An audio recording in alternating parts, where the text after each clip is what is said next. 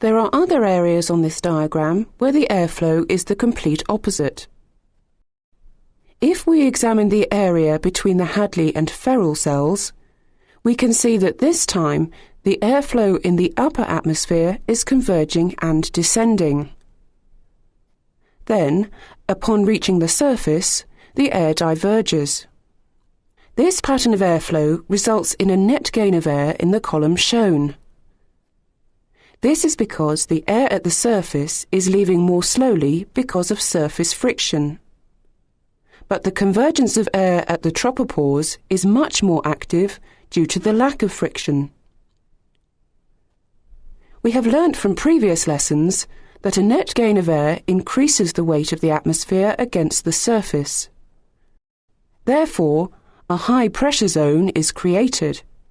The high pressure systems which are found in this region are called the subtropical highs. We saw these before in the lesson on pressure systems, where they were called warm anticyclones. An example of a subtropical high lies in the North Atlantic and is known as the Azores high pressure system. There are two other regions where we see the same flow of air as the subtropical highs. If you look over the poles, we can see converging upper air and diverging surface flow. As we know, this results in a net gain of air, and therefore high-pressure systems are created. These are known as the polar highs. Looking at the diagram as a whole, we can see that just from the global air circulation pattern, we have managed to construct a global pressure pattern. Next, we will look at the surface wind flow across the globe using the pressure systems and our knowledge of surface wind theory.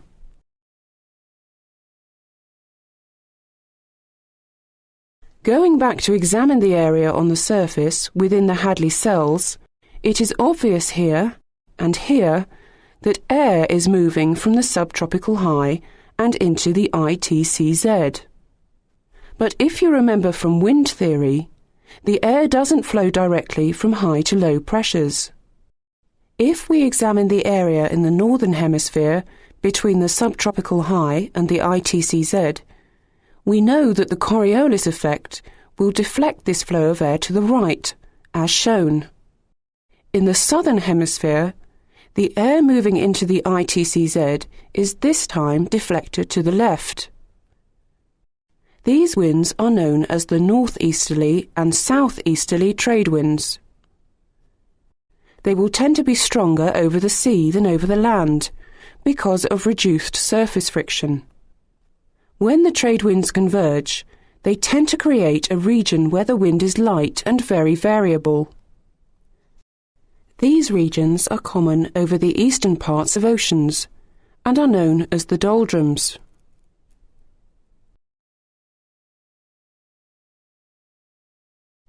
Looking at slightly higher latitudes, let's now look at what we might expect the wind to be in the region of the subtropical highs. We know that in general, the isobar spacing in high-pressure systems is quite large, and therefore the pressure gradient forces are very weak. In these areas, the surface winds are generally light and variable. In the Atlantic, these areas of light winds underneath the subtropical highs are called the horse latitudes. Looking to even higher latitudes, let's now look at the area between the subtropical highs and the polar front depressions. Looking at the side view, we can see a flow of air along the surface from the high to the low. However, only a very small proportion of air experiences this flow. The Coriolis effect is stronger here, and much greater deflection will be observed. In the northern hemisphere, the air flowing to the low pressure will be deflected to the right. As a result, the major flow of air will be westerly or southwesterly. In the northern hemisphere, this flow is massively disturbed by the major land masses, and large changes in speed and direction can occur. The surface winds here are generally considered to be variable westerlies. In the southern hemisphere, as the air moves towards the low, it will be deflected to the left by the Coriolis effect, and the surface winds will be westerly. However, there is very little land or friction to impede this surface westerly flow.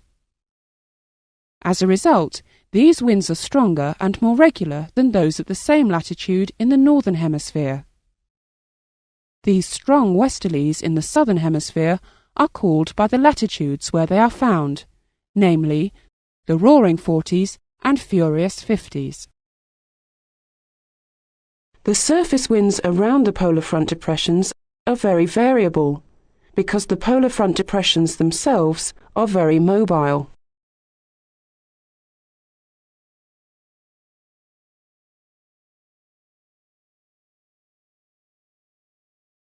Next we will look at the surface winds between the polar front depressions and polar highs.